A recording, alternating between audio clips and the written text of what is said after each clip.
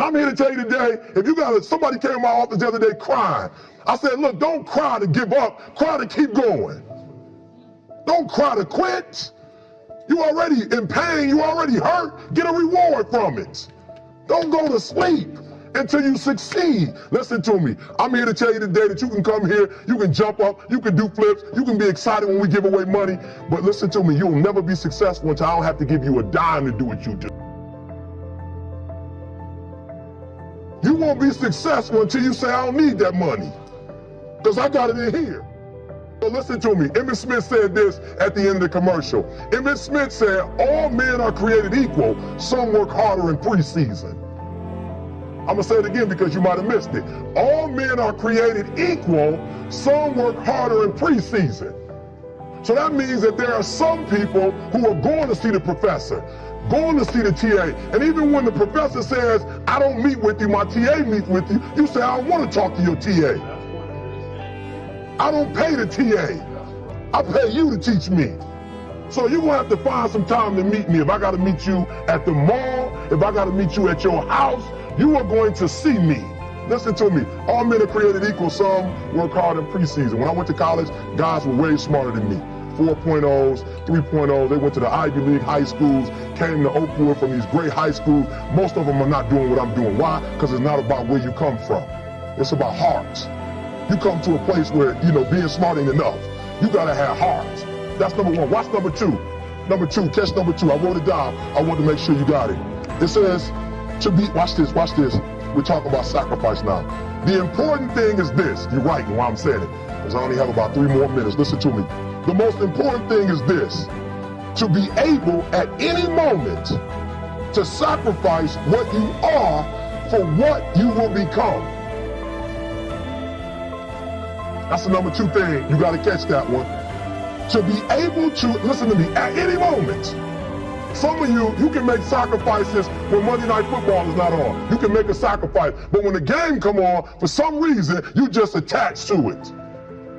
For some of you, when your favorite show come on, you can make sacrifices on Sunday when ain't nothing going on. But when your favorite show comes on Monday, bam, some of you focus until the phone ring, and then you like, I gotta answer it. If I don't answer the phone, I'm gonna die. I'm saying to you today that there are some of you, if you give up your cell phone, you will be successful. But your cell phone is more important to you than your success. I'm gonna say it again, I'm gonna hurt somebody. Some of you need to give up your cell phone, because the time you spend on your cell phone could be used for your success. The time you could be using to be successful, you're using it on the cell. And the cell phone is not bringing you nothing but a bill. And somebody has told you you couldn't live without it. I'm talking about going deep now, giving up stuff. Watch what it says. To be able at any moment to sacrifice what we are for what we could be. I don't do well in math. You're right. You ain't never studied. I'm not good in writing because you have never written before. But I dare you to fail in writing for a whole year to see if you can get to the end. I dare you to fail. I dare you to take that same class over and over again. I dare you to stop dropping classes like you soft. Always want to give up. I'm dropping. Why are you dropping?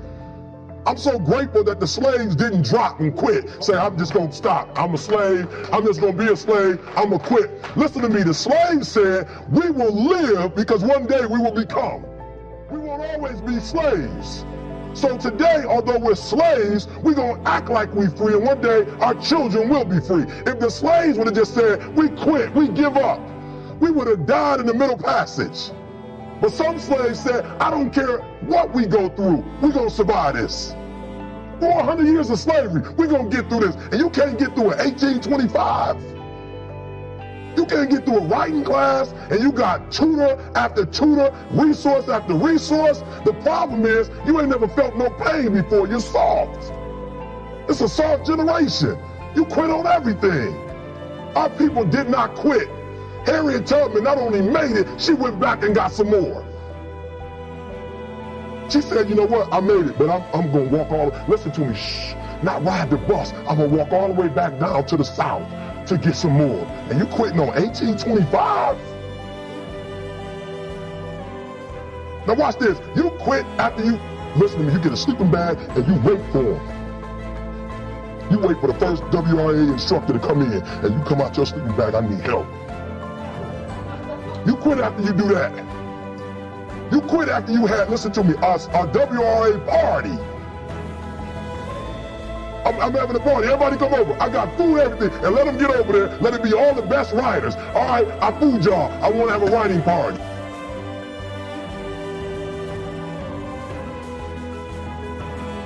I'm serious. You quit and you ain't even tried yet. Last one, I'm sorry. Last one. Listen to me. Pain is temporary. It may last for a minute, or an hour, or a day, or even a year. But eventually, it will subside. And something else will take its place. If I quit, however, it will last forever. Listen to me, I'm telling you as I leave. I was homeless for 2.5 years. And the problem with most of you never felt no pain before. Y'all spoiled. Y'all spoiled. Some of y'all spoiled. Just bottom line. Your parents have done everything for you. You never had to do nothing for yourself. You're spoiled. We're going to keep it real tonight. Some of you are spoiled brats. Every time you ever got in trouble, somebody in your house got you out of it. Every time you've done something you're not supposed to do, people say, Eric, your mother's a tyrant. You're right.